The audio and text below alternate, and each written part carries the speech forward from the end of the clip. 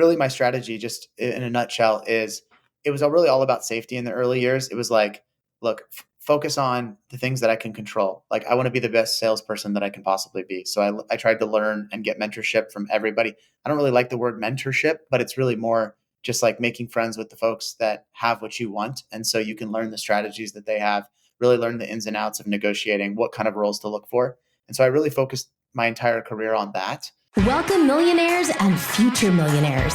You're listening to the Millionaires Unveiled podcast, a show where you'll hear the stories and interviews of everyday millionaires. We'll unveil their decisions, their strategies, and their portfolio allocation. Now to your host, Jace Mattinson. Welcome back to another episode of the Millionaires Unveiled podcast. This is episode number 326. Stace, we are full swing into November now. I know. I can't believe the holidays are right around the corner. We got some Christmas lights up this weekend. I mean, they're not on, but they're up. That's correct. And we just had, from most of the reports out there, a record Halloween in terms of consumer spending, which seems to be contradicting what a lot of the other media reports say. But I think probably the biggest news in personal finance this week, granted, I think probably for a lot of our listeners is probably irrelevant potentially, just given kind of the data that we've collected lately, but Mint is shutting down, and as of January 1st. So they say they've got about 3.5 to 4 million active users. I used to be one of them, I don't know, probably 8-10 years ago.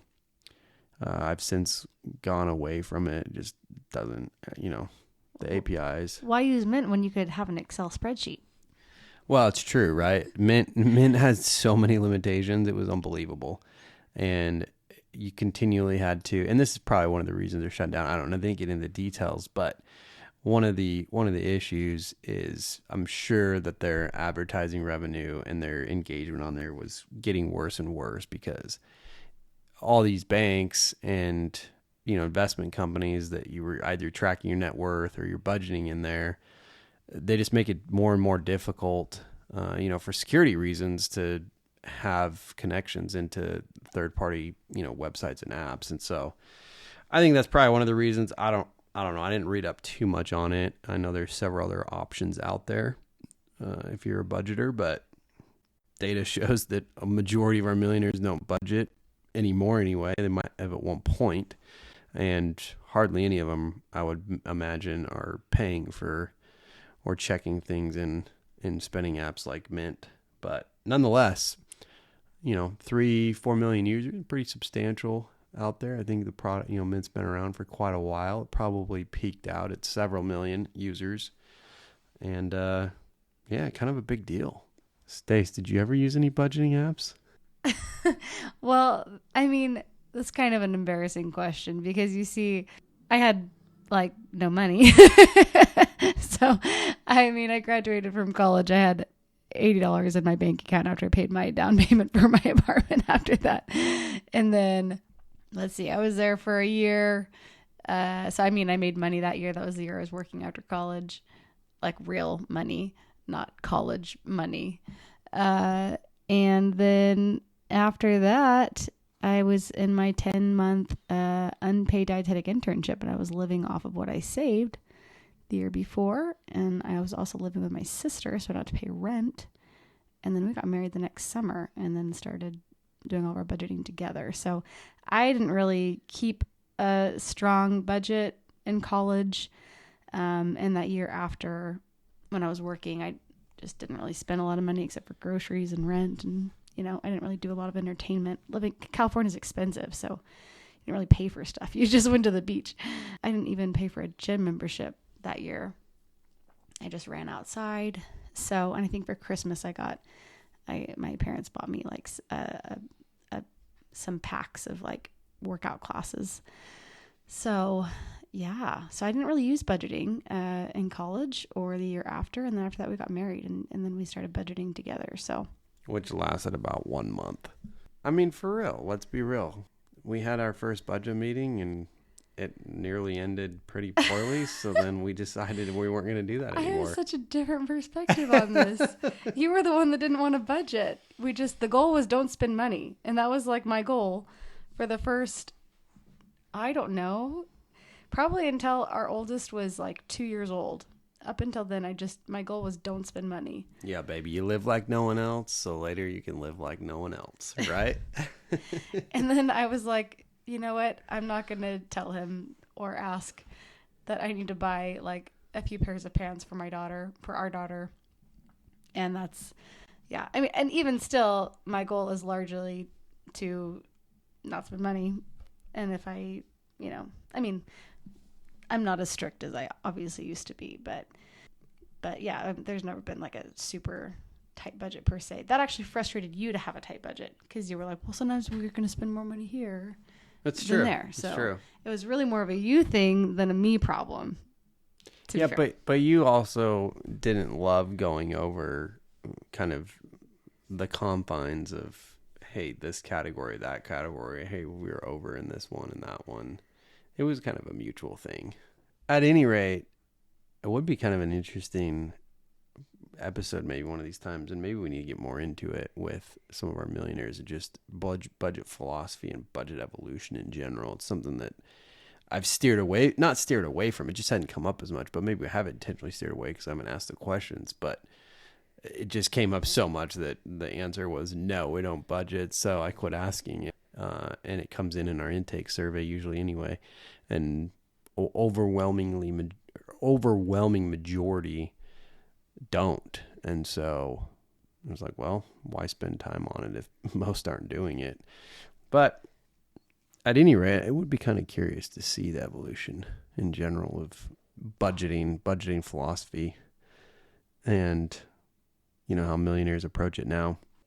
So on today's episode, we have Troy, the net worth of $2.2 million. He is in tech sales, but he is a former All-American athlete. So pretty cool story about how he kind of navigated through athletics and then into sales. And, he at one point he was living out in the Bay Area on a whim and was renting a crazy shack and all this stuff. So great story with him.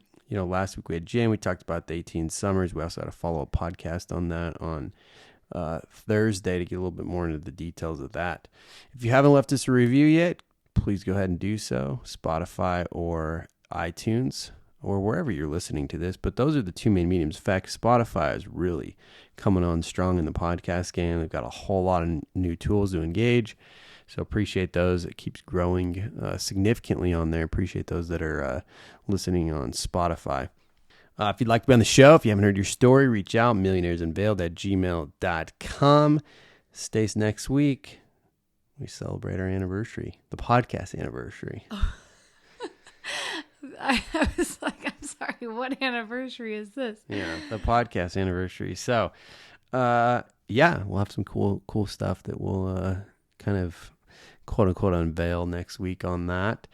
And it's always kind of cool to look back and reflect over the years, and the evolution especially is quite a bit has changed in the last year as we brought you on as a new co-host. So let's get into the interview with Troy.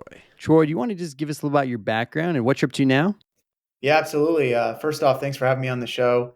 Longtime fan of the show, so it's an honor to be on here speaking with you both.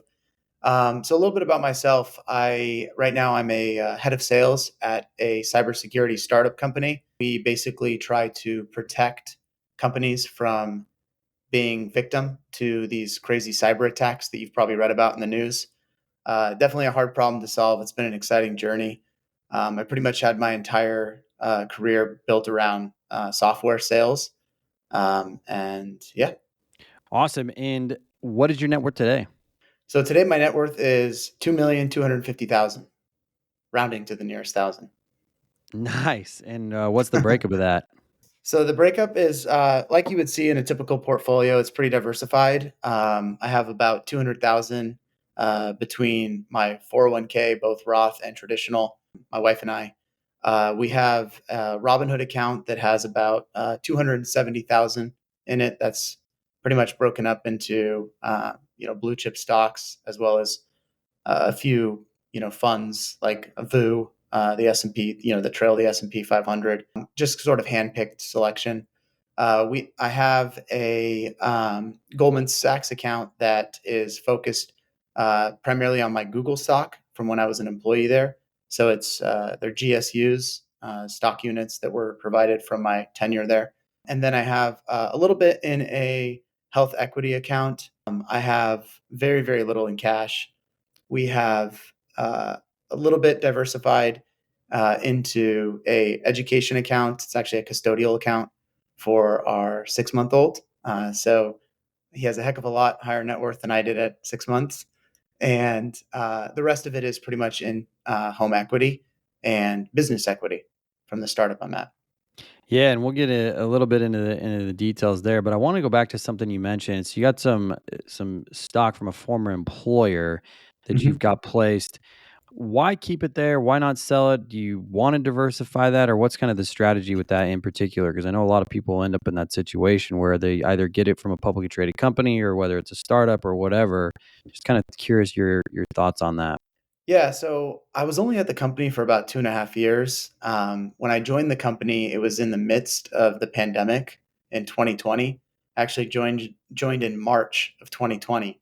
When I got the offer, I was super excited about joining the company. It was a pretty senior position, and when I emailed my manager to ask him where I show up on day one, I didn't hear from him for almost a month. So I thought for sure they revoked the offer. I'd heard about a lot of people being laid off.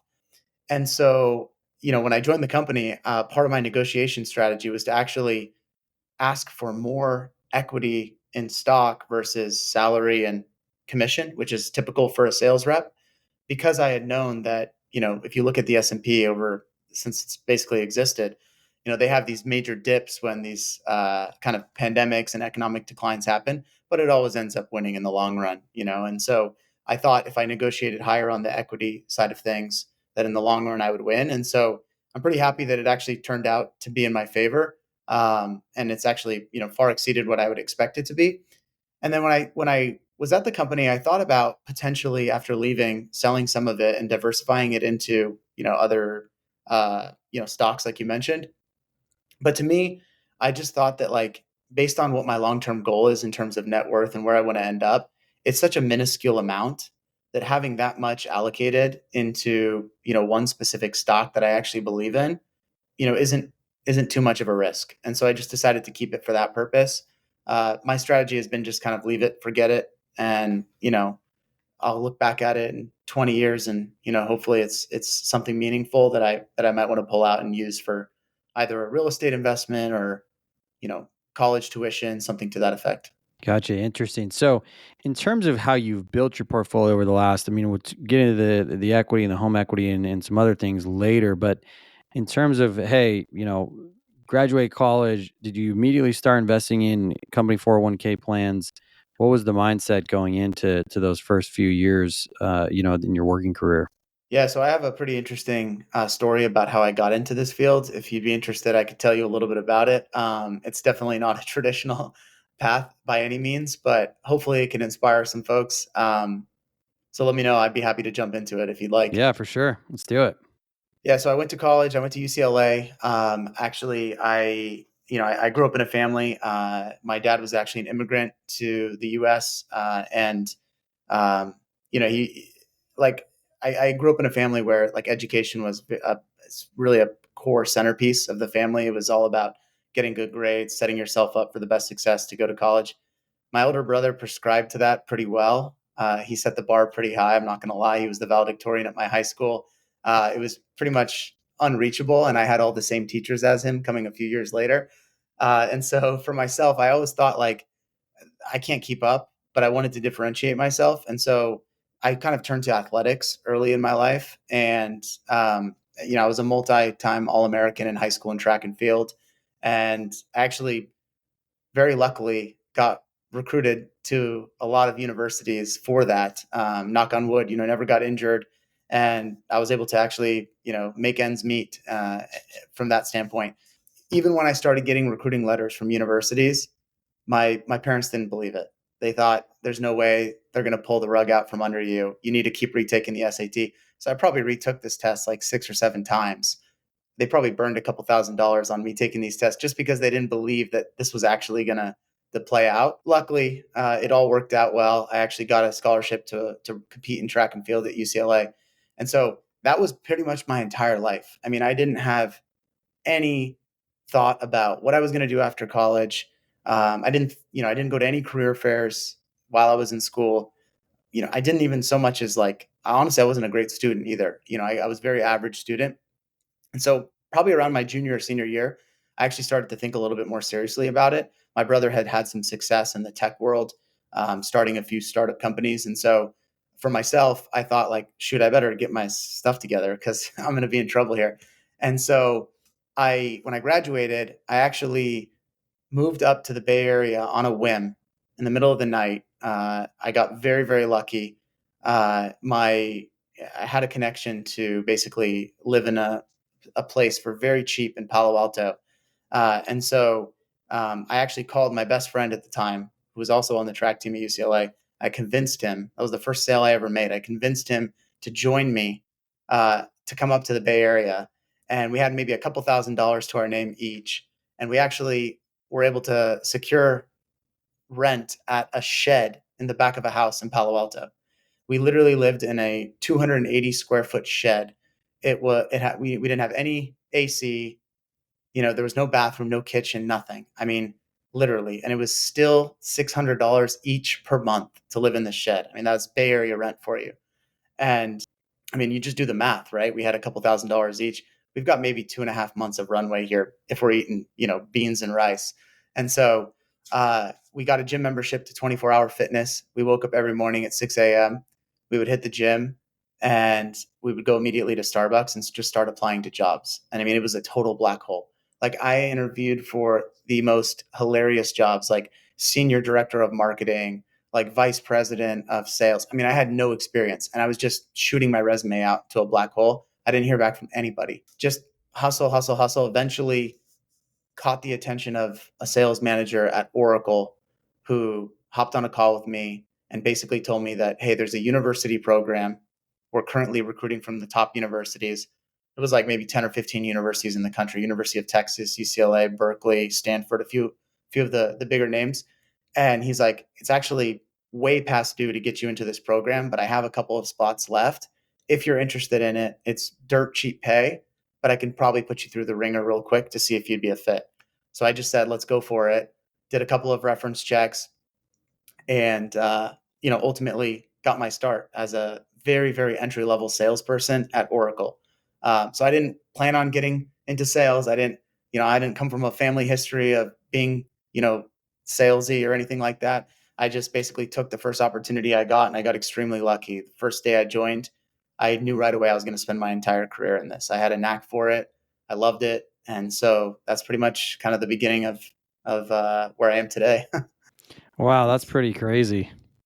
Yeah, I mean, looking back at it, it's kind of crazy how it all worked out. I actually have probably told that story too many times. That friend that I told you about that joined me, he actually just got married in Croatia a few months ago, and I gave the best man speech, and I mentioned that story as well too. So that story comes up quite often. But yeah, it's pretty crazy.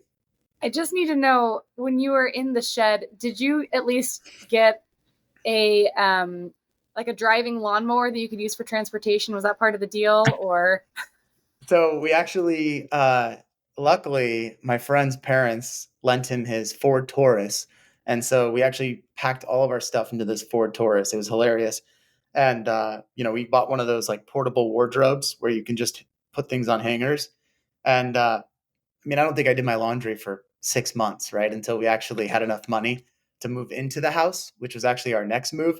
Eventually, we started getting a salary. And so we decided to move from the shed into the house. The guy that owned the house actually just rented out a bunch of different rooms to like startup founders. And so it was like a traditional tech incubator. If you've ever seen the show Silicon Valley, it was very much like Silicon Valley. But I'll tell you a funny story since you brought it up. The shed was just a disaster. I mean, it was like, I honestly can't even believe, like, now with my lifestyle, there's no chance I would ever be able to pull this kind of thing off. But we couldn't fit beds in the shed. I mean, it was 280 square feet. So we're two grown males. We couldn't fit beds in there. And so what we did is we went to Target and We literally bought air mattresses. They were $20 each. And we just blew them up and put them in the room. They were like twin air mattresses. And I'm not kidding you. Every 2 or 3 months, one of us would just wake up in the middle of the night and all we would hear is the sound of one of the air mattresses. The air would just be going out of one of the air mattresses. We went through like 10 or 12 of these things in a single year. And we just had to keep rebuying them. And then eventually we were just like, screw this. And we just slept on the floor. So we were like sleeping on this freezing cold floor. And, we just made it work. I mean, we were excited, and I think that was like the big thing here is we both kind of found a career path that we were really excited about. And the little details didn't matter, like where we lived. I mean, we were 22 years old and we just kind of went for it. It's funny. I'm reminded of a couple things. One, some Drake lyrics, and started at the bottom, and now we here. But when I met my wife, I was sleeping on an air mattress too. She didn't know that, I don't think, for a little while, but that was temporary housing, not quite a shed. It was actually a pretty decent place in Arlington, Texas, and it had a pool, which is all we cared about in Texas. But did not have furniture. I was sleeping on an air mattress, so I can relate to that a little bit. And the air seeping out of it multiple times and pumping it up constantly. It's terrible. Yeah. Good times. Listen up, millionaires and soon to be millionaires. Do you ever buy anything online? I know I do. In fact, some of my favorite places to purchase are online. Do you know some of those favorite places that you buy from? There's some amazing websites out there, and many of them are powered by Shopify. Shopify is the global commerce platform that helps you sell at every stage of your business, from the launch your online shop stage to the first real life store stage and all the way in between to we just hit $1 million order stage. Yep, Shopify is there to help you grow. Whether you're selling shipping supplies or promoting productivity programs, Shopify helps you sell everywhere. From their all-in-one e-commerce platform to their in-person POS system, wherever and whatever you're selling, Shopify's got you covered. Shopify helps you turn browsers into buyers with the internet's best converting checkout, up to 36% better compared to other leading e-commerce platforms. And sell more with less effort, thanks to Shopify Magic, your AI-powered all-star. What I love about Shopify is no matter how big you want to grow, Shopify gives you everything you need to take control of your business to the next level. Sign up for a $1 per month trial period at shopify.com/unveiled, all lowercase. Go to shopify.com/unveiled now to grow your business, no matter what stage you're in. That's shopify.com/unveiled. And thanks again to Shopify for supporting today's episode. So in terms of getting started, you get this first job with Oracle and you get a career in sales started. Did you start putting money away into a Roth or a 401k, or what was kind of the mindset, and when did you start kind of making your investments? No, not at all. So I got paid nothing. I mean, we were living in the Bay Area. My salary was $45,000 a year. I had a $2,500 signing bonus, which is just like a joke when you think about the tax rate. I mean, it was like $1,000 after taxes. So it basically it was my next month's rent essentially. And then there was a 30K, sorry, not 30%, 30K variable, which if I were to hit my quota, it would equate to about 30,000 in commission. And so my all-in comp was essentially 77,500 for my first year. It doesn't sound terrible, but when you live in San Francisco Bay Area, right, it's far below the poverty line. I mean, there was no money to put into any kind of investment. And so all the money was being used just so that we could move out of the shed and just live in the house, right? Because the rent went from $600 a month to $1,200 a month when we actually moved into the house, and we were splitting that. So it was $2,400 for a room in the house, and we each paid $1,200. And so when you do the math, right, between that and just lifestyle, eating, and everything else, and then of course I had to put a down payment on a car. That was all my money. I mean, I wasn't able to save any money in that first job. So you saved nothing the first job. When did you really get started in your wealth accumulation?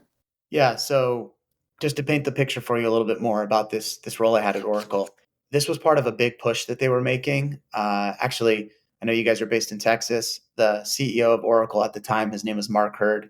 He started this university program. He's actually from Texas. He went to Baylor University. he basically had this opportunity to join a big tech company right out of college. And so he felt like it was his way of giving back by starting this university recruiting program. And so his idea was, let's hire a bunch of these young, hungry, and dumb college kids with ambition. Let's pay them nothing and have them go cold call and make a lot of money for our company. And so um, the way that they kind of hooked people into the role was that obviously, if you perform at a high level, there's these opportunities to move up within the company. And now Oracle is obviously a Fortune 100 company, so the opportunities are limitless.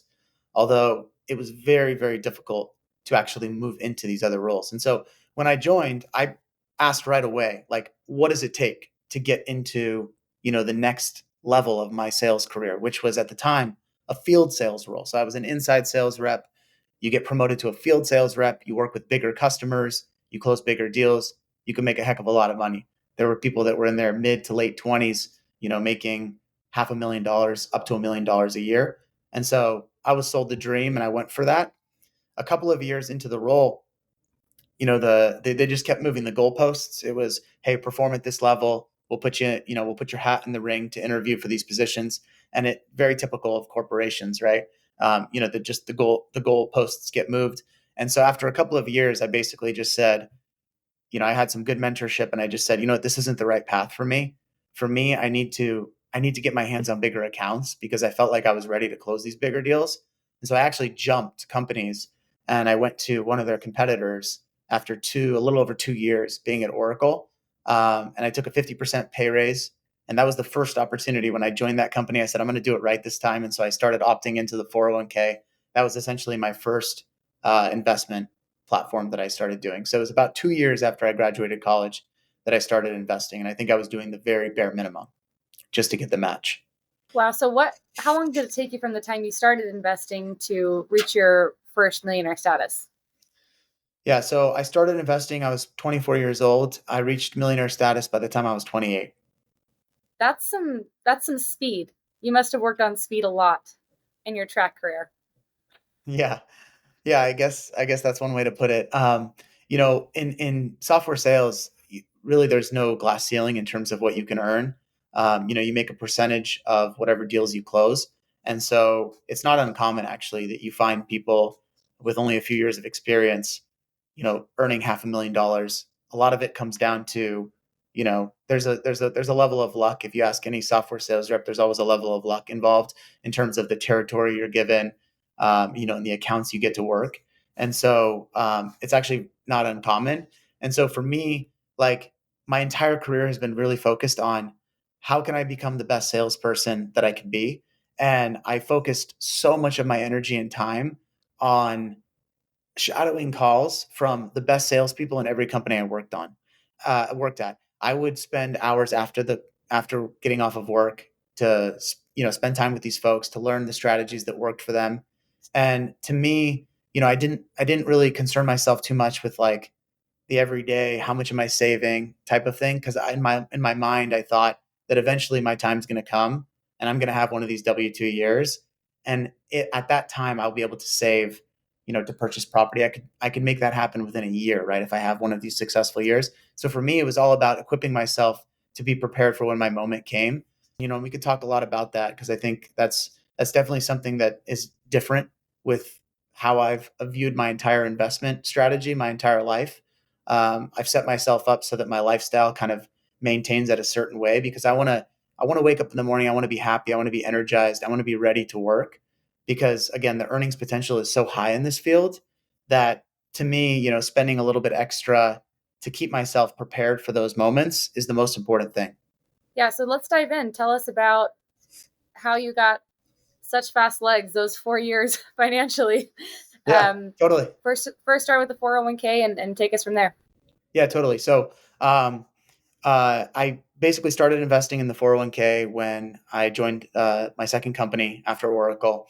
It was very minimum. Like I said, I think it was like a 3% match. And so I just kind of, did whatever I had to do there. And then I earned basically my first 2 years at Oracle were, I think I earned $67,000. My first year was my first W-2. And my last W-2 in 2022 was 677,000. So it was about a 10x multiple in an 8-year period. And so I can kind of walk you through kind of how the W-2s looked and what my strategy was. And so when you get into any career field, I think one of the main things that people tell you is that, loyalty is extremely important to the company. Join the company, stay at the company for a very long time.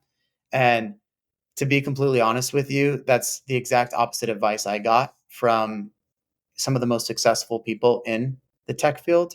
They actually started to tell me that when they go to hire people for specific sales manager positions or sales VP roles or really senior C-level positions, it's actually a red flag to them if you've stayed at your company for too long, because they view it as somebody that got comfortable and didn't go out of their way to learn new skills. And so I can give you an idea of what I mean by that. Every time I made a jump, and I can walk you through how many jumps I made, it's pretty astronomical. You'll be shocked actually how many times I jumped companies. But every time you jump a company, as part of the interview process, you have to sell yourself to whoever you're interviewing with, the VP of sales, the CEO in some cases, if it's a startup, the board of directors. And you have to tell them everything that you're going to accomplish in your first 30, 60, 90 days. And you have to convince them of this. And so as I went through these interview processes, I actually thought about it very, concretely. I said, okay, here's what I think I can add. Here's the skills I've acquired. Here's what I can do for you in the first 100 days. And then when you get the offer, they make you a great offer, you join. It's a sink or swim situation every single time in sales. It's not like engineering or accounting or one of these fields where sometimes there's a gray area. You can't really tell how someone's performing. In sales, it's very simple to tell. I mean, there's leaderboards, right? And so like if someone's not hitting their quota 2, 3, 4 quarters in a row, you're gone. I mean, I know very few organizations that keep somebody around. I sure as heck wouldn't keep someone around that isn't hitting their quota, that many quarters in a row. And so you get into these situations of sink or swim where you've now talked up a big game essentially, and now you got to back it up. And so you join these companies and now you have to perform at a high level. Once you do this 2 or 3 times, you're learning a lot of skills subconsciously, whether you know it or not, which is you're learning how to ramp up quickly. You're learning how to just absorb the material enough to get to where you can actually start having conversations with customers. You're learning how to take customers through deal cycles faster because you're wanting to show these results quicker. And so you're more or less, taking shortcuts, but it's not necessarily a bad thing. I always go back to the quote by Bill Gates. He says, if you want to get a job done in a quick manner, you find the laziest person in the room because they'll always know the shortcut to get there. And I love that quote because in sales, a lot of that is, you see people wasting their time. They focus on the wrong thing. And so by taking this approach that I had of jumping multiple times, I actually forced myself to get, very efficient with my onboarding process so that I could actually get quicker time to value, which was closing customers, right, in a sales mindset.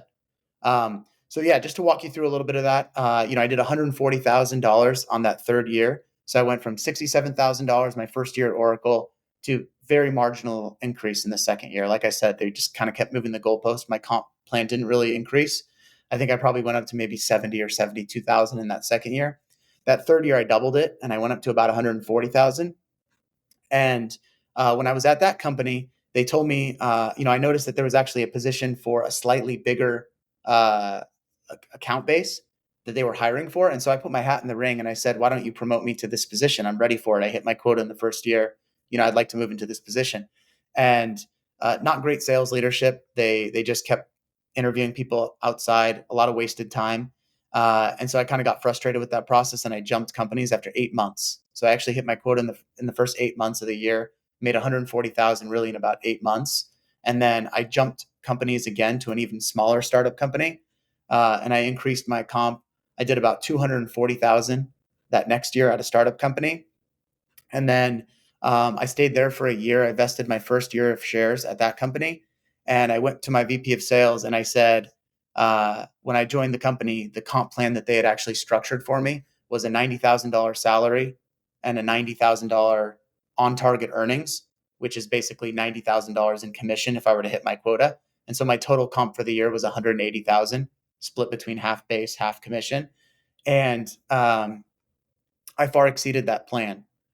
However, there was another salesperson. It was a very, very small startup company. There were about 15 people.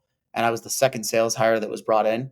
The first sales hire that they brought in, I became pretty good friends with him, and he was making $140,000 salary and $140,000 variable, so 280 total, 100,000 more than me, and he actually performed quite a bit worse than me. And so I thought, here's my opportunity to justify why I deserve a raise. And so I came to them with this proposal to pay me 125, and I was essentially laughed out of the room. The VP of sales told me, come back to me in another year. And I started having flashbacks of my time at Oracle. And I said, here we go again. The goalposts are being moved. And so I said, well, screw this. I'm gonna do what's working for me. And so I jumped again, and I actually went to another startup company, their biggest competitor, and I negotiated a 115 compensation plan. And I was there for about 8.5, 9 months. I hit my quota, and then we got acquired. And so CEO came into the office one day and he said, hey, sales team, I want to talk to you each individually. He brought us each into a room and he told us that we're being acquired. And he said, you have two options. Either you can interview for a position at the company that's acquiring us, but I can't help you there. You're on your own. Oh, and by the way, the comp is a significant reduction, but at least you'll have a job. Or I can pay you 3 months in advance salary, and I'll be a good reference for you at another company. And so it was kind of an interesting time in my life. I had just met my wife at the time, and we'd been dating for a while. And she was planning this trip to Thailand with her cousin, and she was begging me to go. She was like, "You got to come with us. It's gonna be so fun." And I told her, I was like, "Girl, I only get 2 weeks vacation a year. I can't just go to Thailand for a month." And so when this opportunity came around to get 3 months' salary in advance, I called her and I said, "Hey, do you still want me to come with you to Thailand?" And she said, "Yes." And so I literally took the 3 months advance. I booked my flight that day and I went with her to Thailand. And the hours are completely flip flopped there. And so it was kind of only half a vacation. My entire time that I was there, I was actually interviewing for my next position. And ironically enough, I actually got asked to come back to Oracle for my next role. And so I actually went back to Oracle in the senior position that I was trying to get directly out of college. Only this time they had to pay me $300,000 to get me. My compensation was 150. And I even made a joke about it in the interview process. I said, you could have got me for a heck of a lot cheaper if you just trusted me 2 years ago. And I performed at an extremely high level. This was probably when I was really starting to hit my stride.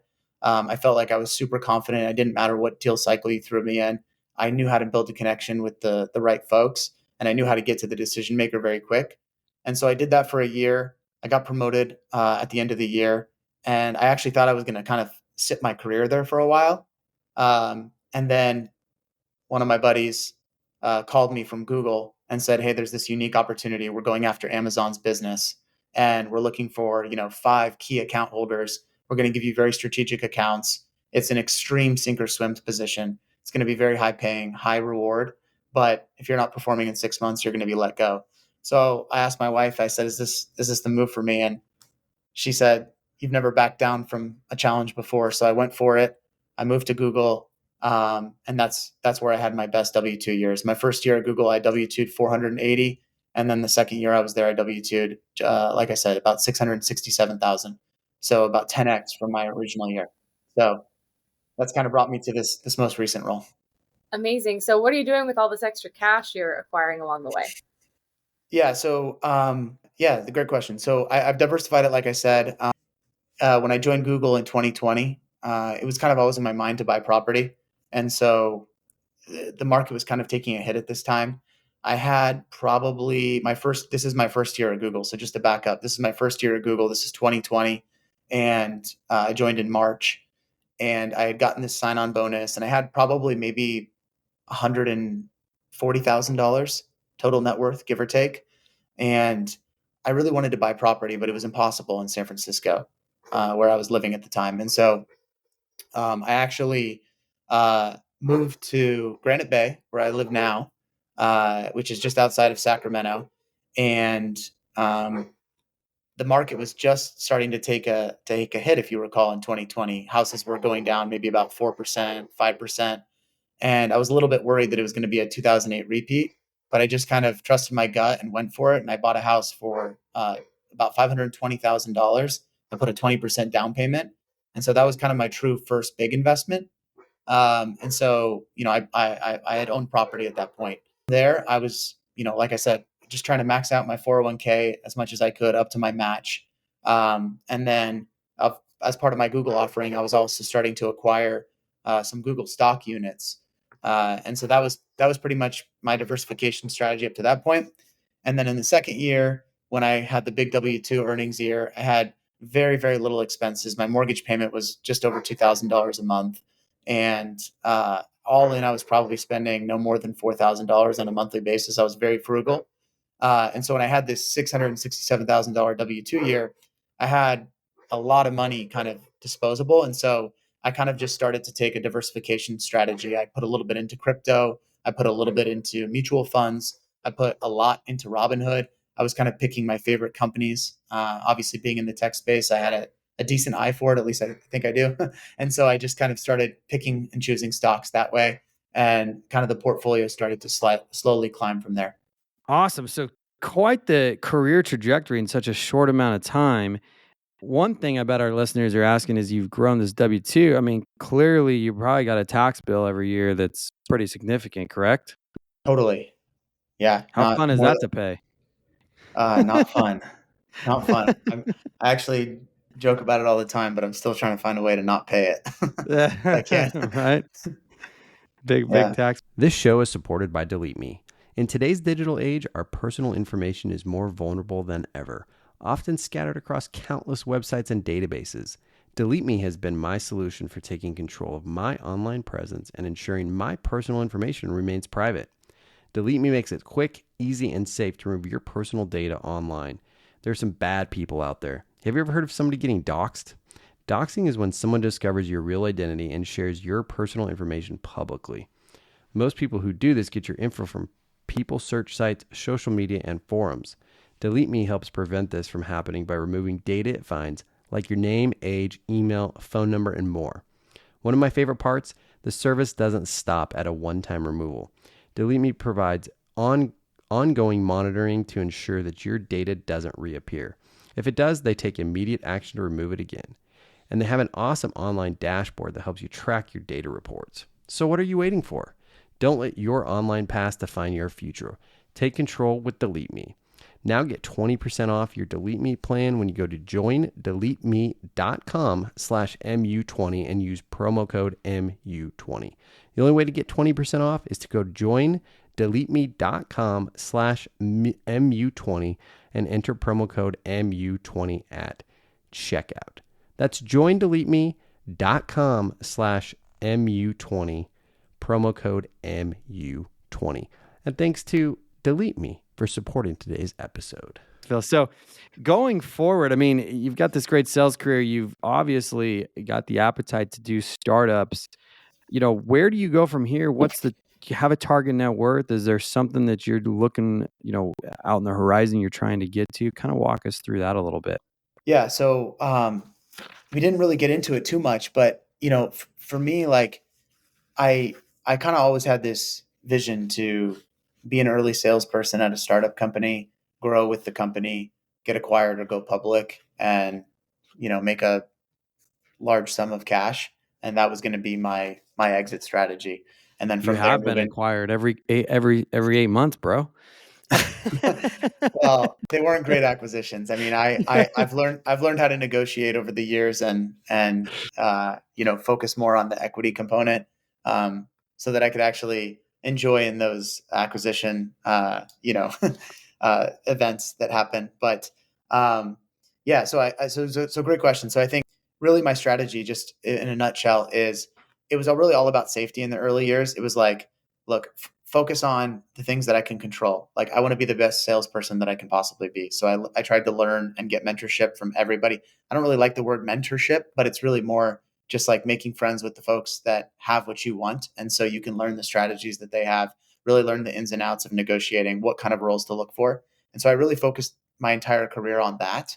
When I did start to make decent money, I thought, like, let's cover all the bases. So max out the 401k, buy a house, put as much money as we can into the stock market. It's easy.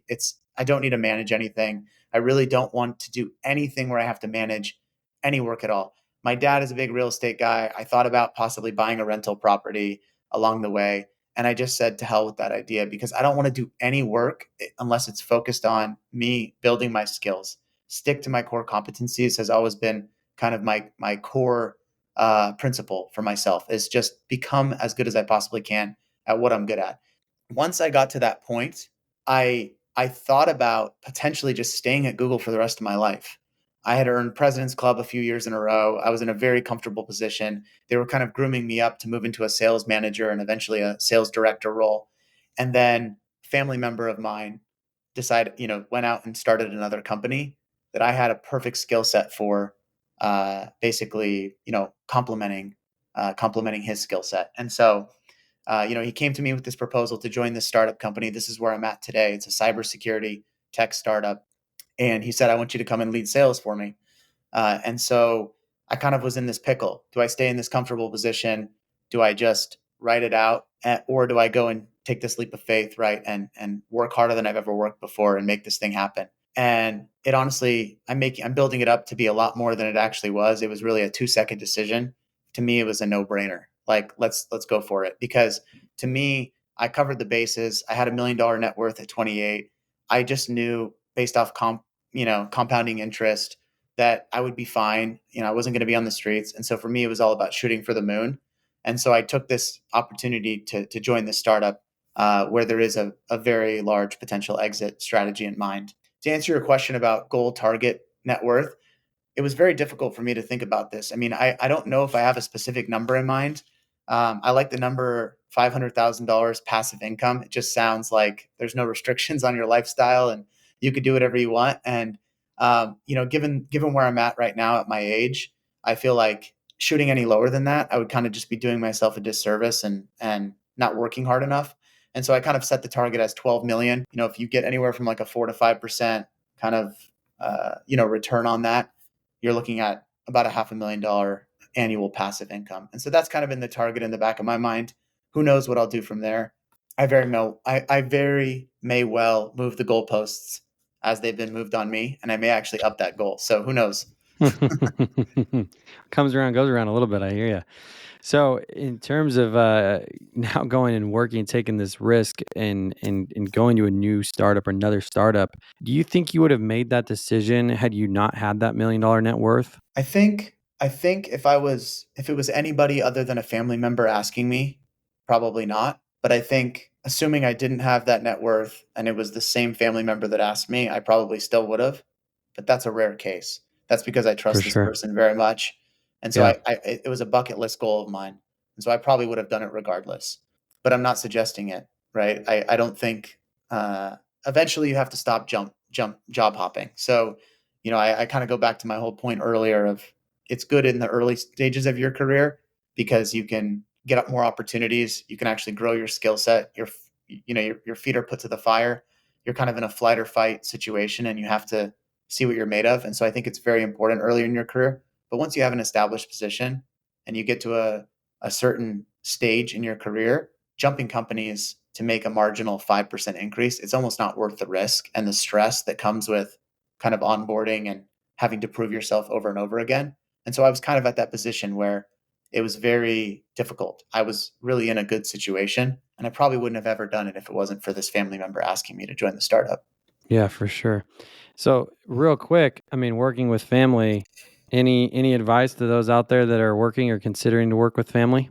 Yeah, totally. I think probably the biggest piece of advice I would give is somebody has to be in charge. Like in this situation, it was very clear because the family member was the CEO. And so they were in charge.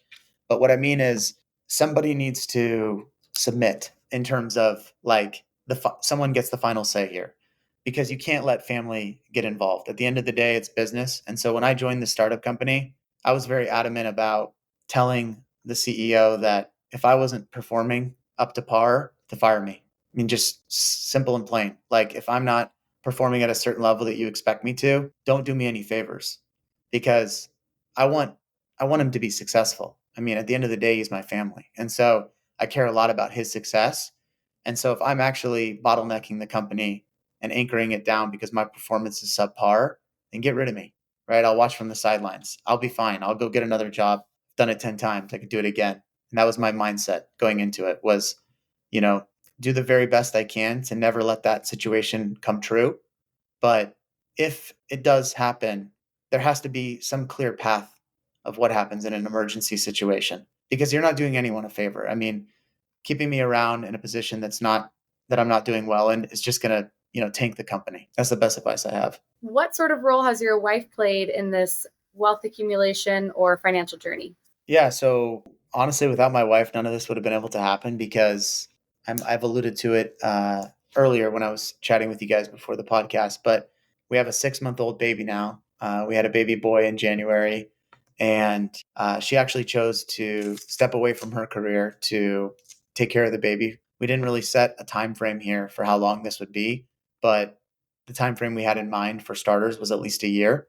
And so, without her doing that, I wouldn't have the flexibility to meet the demands of this job that I have. The hours are very iffy. Sometimes you work 7 hours, sometimes you work 15 hours. You just have to work until the job is done. And joining super early on, I was the go-to-market person. And so anytime there was an inbound lead or anything that, revolved around sales, I had to be available. And we have customers in Europe, we have customers in Asia. So the hours get very wonky. I mean, it wasn't uncommon that I was taking calls at 7 or 8 o'clock at night. And as you both know, with a infant, it's very difficult. Somebody has to always be watching the baby, and so, she took on that challenge, and it hasn't come without its challenges. It's been very difficult for her, but also for me. And so, without her being, without her doing that, I wouldn't have taken this job at the startup. Well, kudos to her and congratulations to both of you. Thank you. Yeah, funny story actually. So when I was leaving Google, I right before I had left Google, we actually spent 6 weeks in Denver. We were considering a move from Sacramento to Denver. We just love the area. Again, being a long distance runner, there's a lot to love with Denver being in altitude. They have amazing trails, a great community for running. I was still kind of pursuing running a little bit on the side. She's very outdoorsy. My wife is just an incredible skier, loves hiking. And so there was a lot to love about Denver. We almost made the move. And then we came back home. We were going to pack up our stuff and put some offers down on some houses that we liked in the areas that we liked. And this was the same time that I was actually leaving Google to join the startup. I had started 2 days into the job, and my wife came to me and told me that she was pregnant. And this is right after we gave up all of our, health benefits, all the benefits that come with working at a good company, 6 months of paid paternity time off. And I went to go join probably the riskiest endeavor you could ever imagine. And so, we kind of laughed about it. And again, I don't think it would have changed any of my decisions, to come to the startup. But yeah, it was just kind of a funny turn of events. Nice. Well, let's wrap up with some rapid fire questions. Troy, what's the most expensive pair of shoes that you've purchased?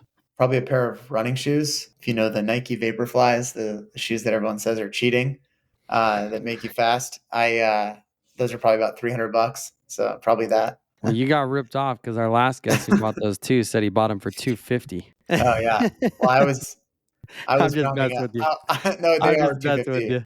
I'm You're just right. messing with you. It's just funny that I've got two back-to-back guests talking about the Vaporflies, and he did say that they are like legit and they don't make him hurt at all after. So, sounds like they're a pretty good shoe. I might have to check them out myself. I don't think he was running fast enough then, because it doesn't matter what shoes you're wearing, but it hurts. What's the most expensive meal out that you paid for?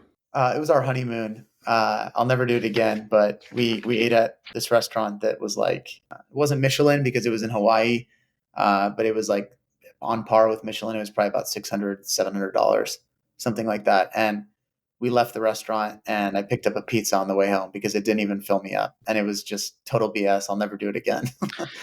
Chipotle all the way. Which restaurant was that at? I'm just curious. We just got back from Hawaii not too long ago.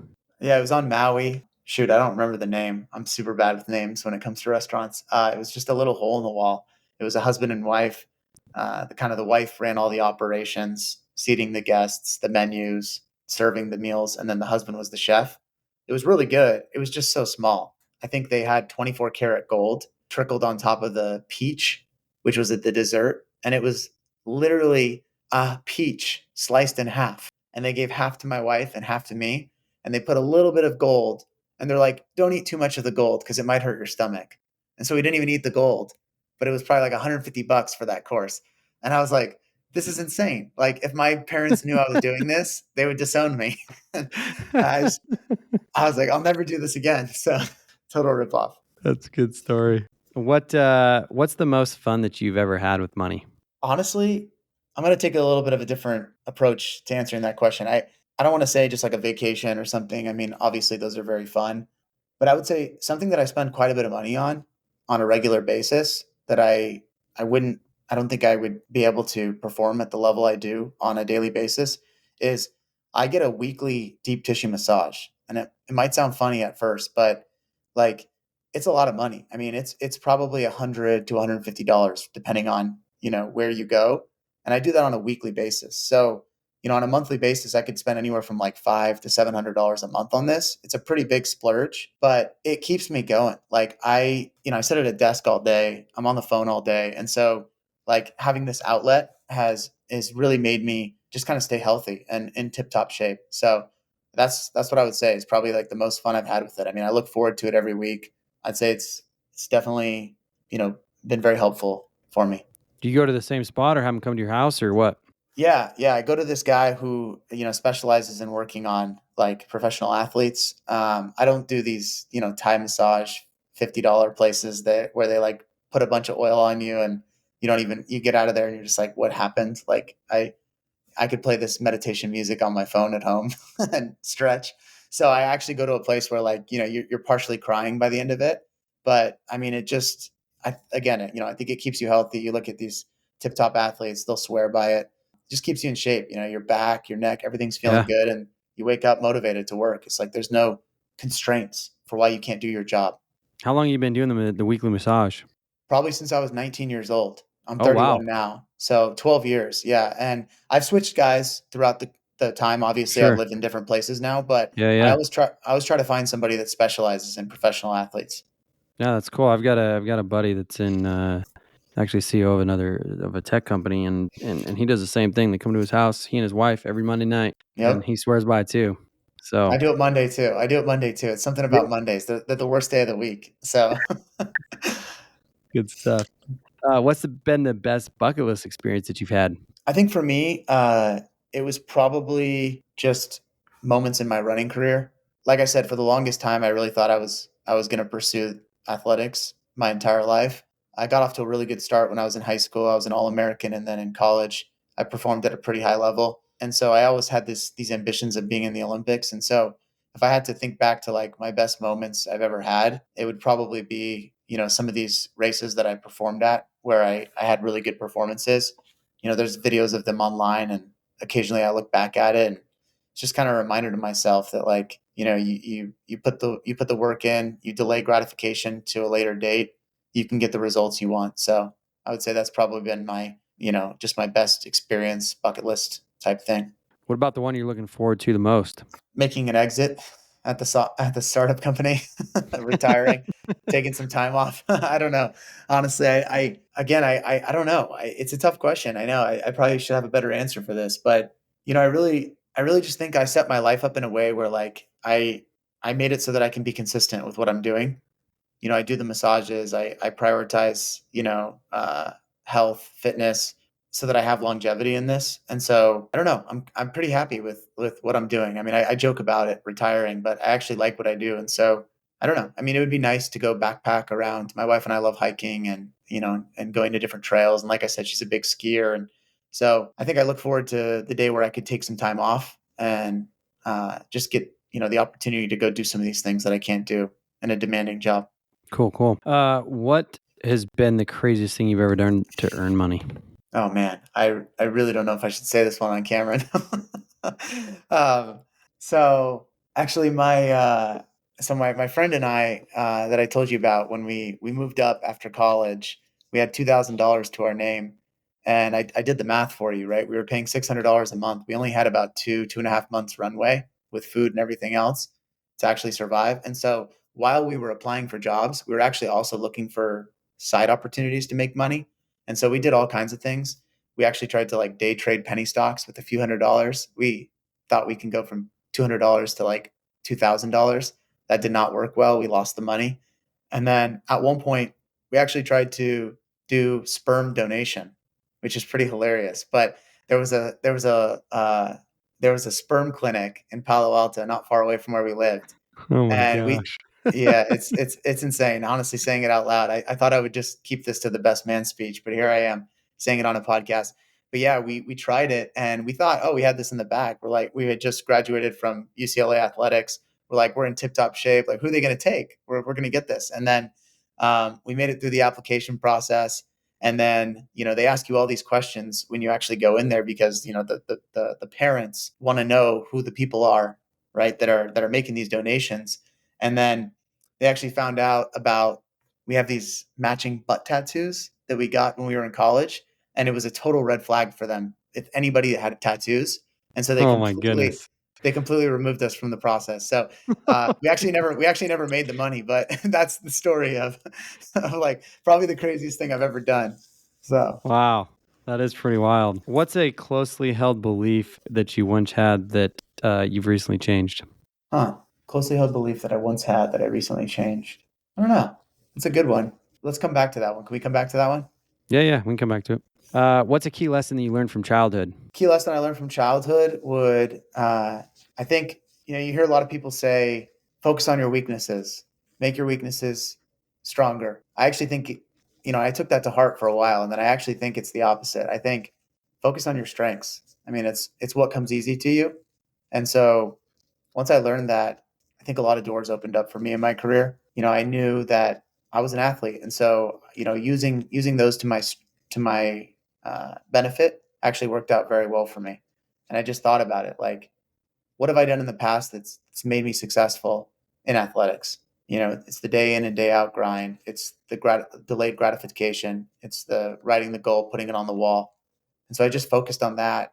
And I actually found that a lot of doors opened up for me and helped me a lot in my career. So focus on your strengths. Don't focus on your weaknesses.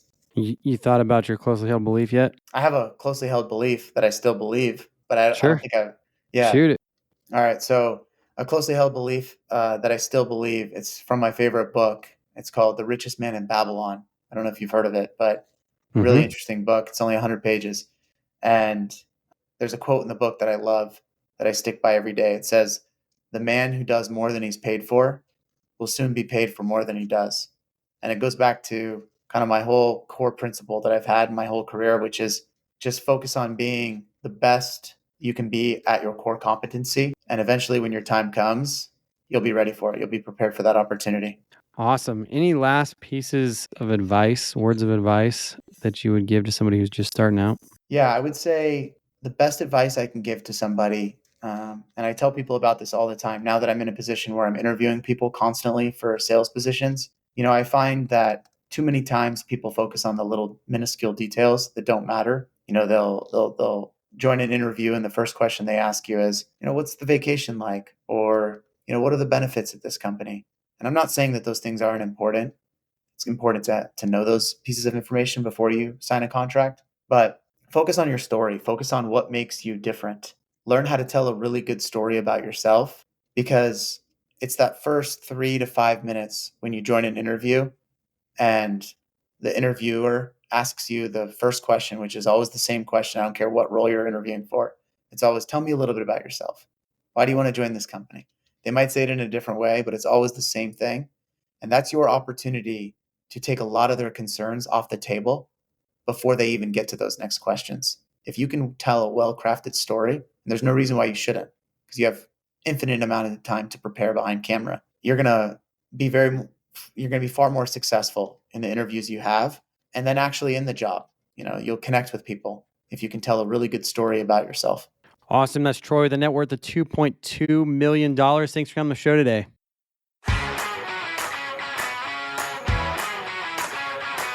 Thanks for listening to the Millionaires Unveiled podcast with Jace Mattinson. For more stories, investment opportunities, and information, check out our website, millionairesunveiled.com. See you next time when you'll hear from another everyday millionaire.